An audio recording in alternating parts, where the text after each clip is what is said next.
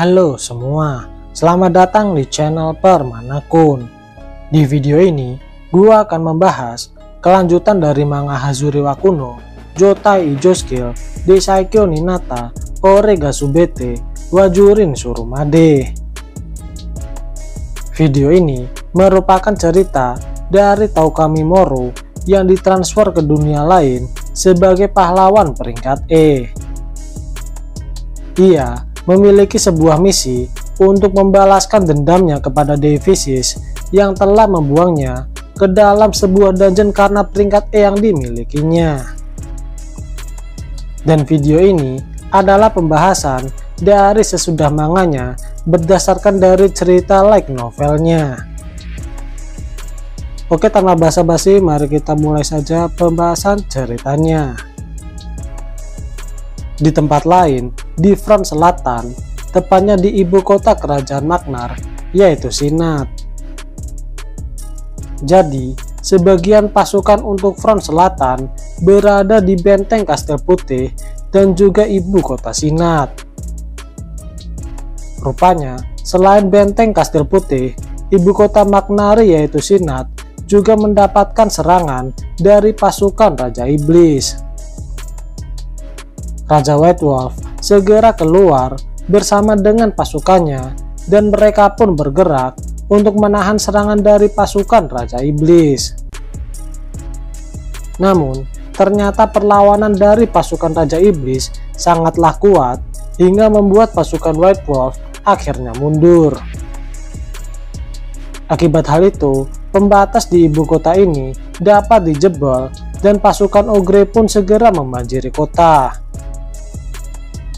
Namun untungnya, pasukan Mad Emperor dari Kekaisaran Mila datang membantu untuk melawan pasukan Raja Iblis. Setelah beberapa lama, akhirnya pasukan Aliansi Suci pun berhasil untuk mengalahkan para pasukan Ogre. Namun di sisi lain, ibu kota Magnari mengalami kerusakan yang cukup parah dan juga Raja White Wolf sampai saat ini masih belum diketahui keberadaannya. Di tempat lain, tepatnya di front barat, yaitu bagian kerajaan Magnari yang berdekatan dengan kerajaan Zonato, pasukan aliansi juga mendapatkan perlawanan dari pasukan Raja Iblis. Pasukan Zonato yang berperang di wilayah tersebut awalnya bisa memberikan perlawanan kepada pasukan Iblis. Namun, pasukan Iblis segera mengerahkan pasukan elitnya yang dipimpin oleh Sumpah Ketiga, yaitu Dracufah. Akibat hal itu, pasukan aliansi pun dapat dipukul mundur hingga mencapai ibu kota kerajaan Zonato. Target pasukan Iblis adalah senjata dari Zonato yang bernama God Eye.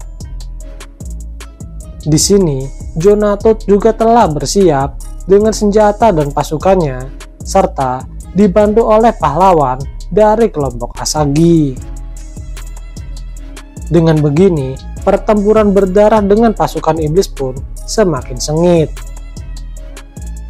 Meskipun pertempuran terjadi di mana-mana, namun tak ada yang separah yang sedang terjadi di wilayah barat ini. Setelah pertempuran dahsyat itu, akhirnya pertempuran di barat pun telah selesai dengan keadaan ibu kota negara Zonato menjadi porak-poranda. Saat ini, orang terkuat di Zonato dan merupakan Holy Priest yang bernama Kuria Gwilstein. Dia mendapatkan luka yang cukup parah setelah bertarung dengan Dracufah. Di satu sisi, Ratu Zonato nampaknya sangat sedih ketika melihat Curia dalam keadaan sekarat. Melihat hal itu, Asagi pun menawarkan pertolongan dan meminta anggota kelompoknya untuk membantu Curia agar bisa diselamatkan. Setelah itu, Curia bersama Ratu dan 3 healer dari tim Asagi segera pergi ke tempat yang ditentukan.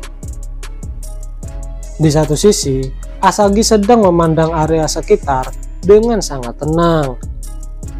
Di belakangnya, nampak beberapa robot kavaleri suci yang mengalami kerusakan.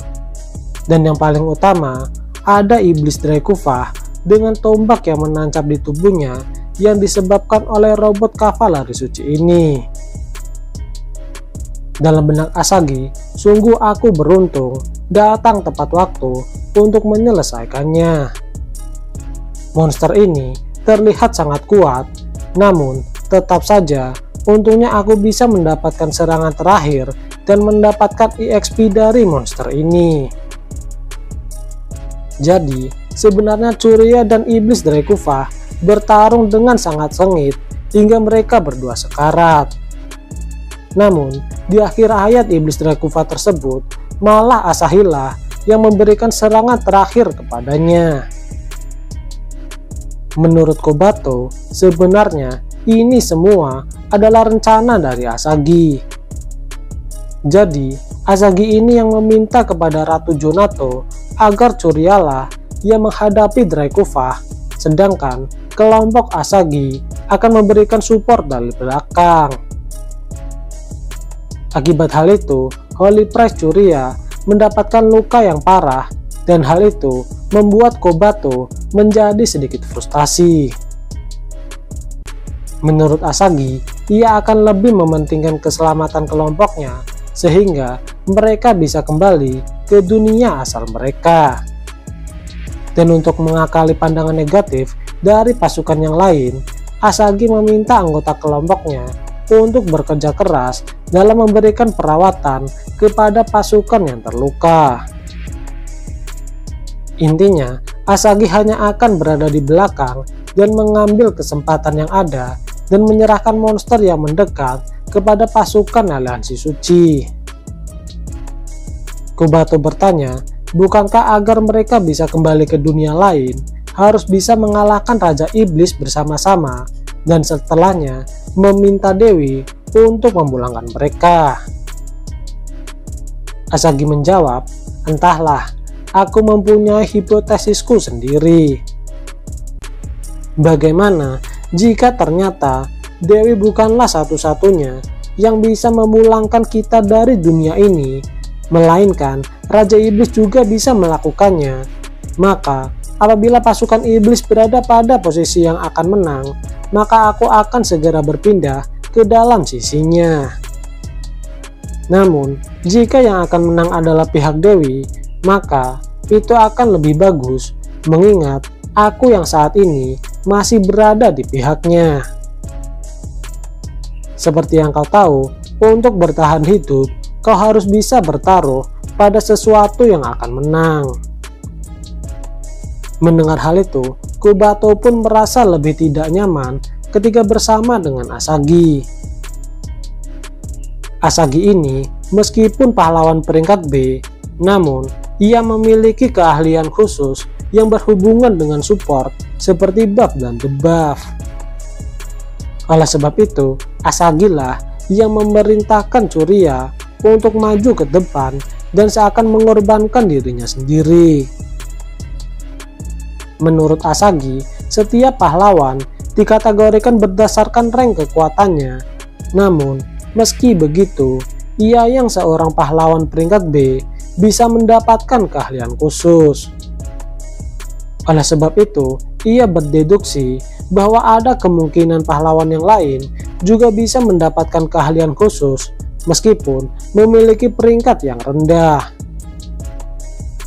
Kemudian cerita pun berganti.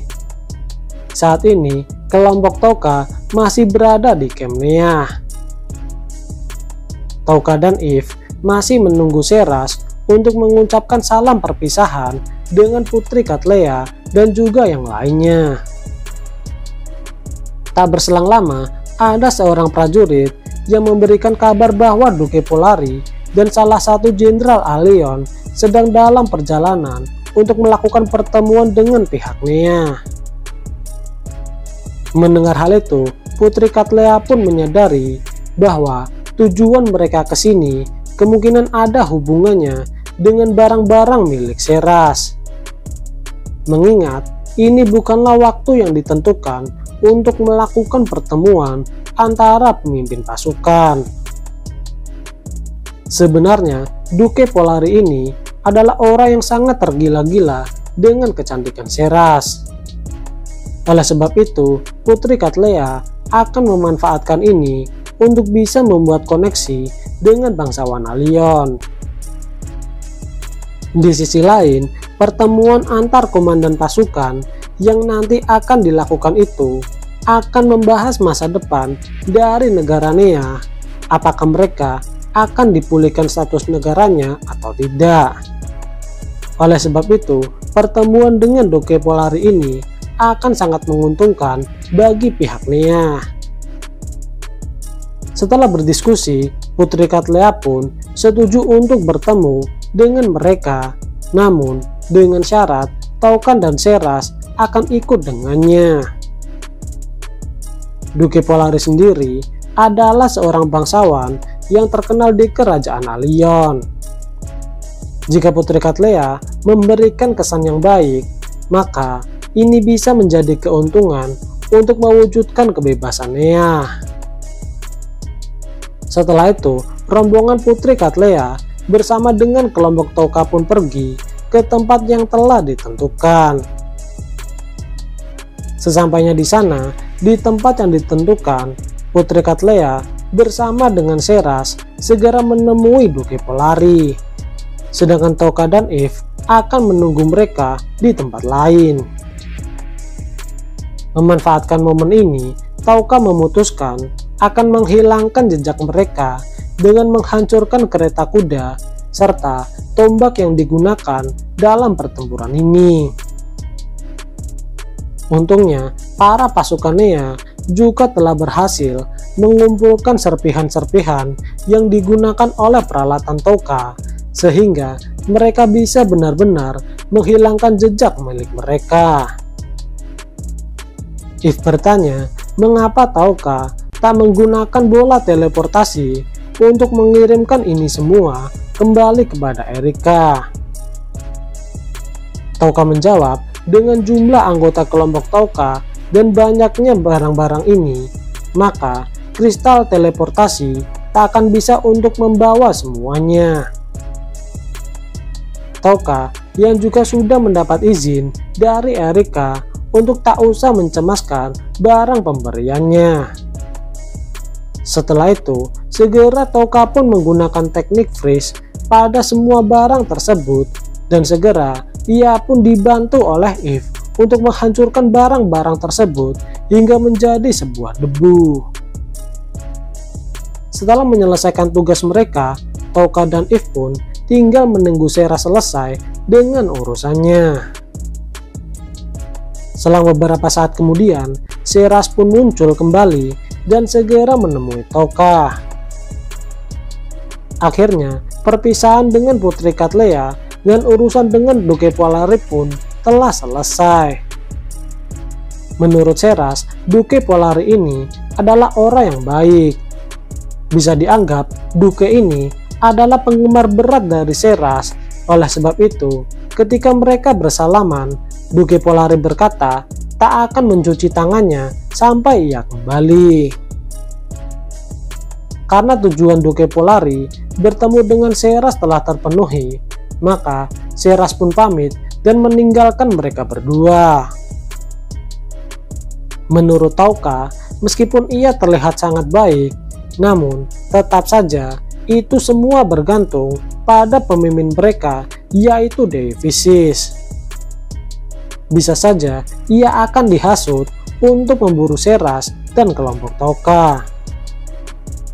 Seperti halnya para pahlawan selain Shogo yang seakan hanya mengikuti arus yang dibuat oleh sang dewi ketika melihat Tauka dibuang ke dalam dungeon.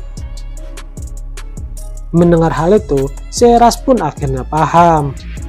Mulai saat ini, Seras akan lebih berhati-hati dengan orang-orang yang masih mempunyai ikatan dengan sang Dewi Visis. Setelah urusan kelompok Tauka selesai, segera Tauka pun mengaktifkan kristal teleportasinya dan berteleportasi kembali ke rumah Erika. Oke, sekian dulu video pembahasan light novel Hazure wa Kuno, Joutai Ijo Skill, Desaikyo ni Nata, Orega subete Buajurin Surumade. Jangan lupa like dan subscribe apabila kalian menyukai video ini. Dan jangan lupa aktifkan lonceng notifikasinya agar kalian dapat notifikasi ketika channel ini update video terbaru. Oke, see you.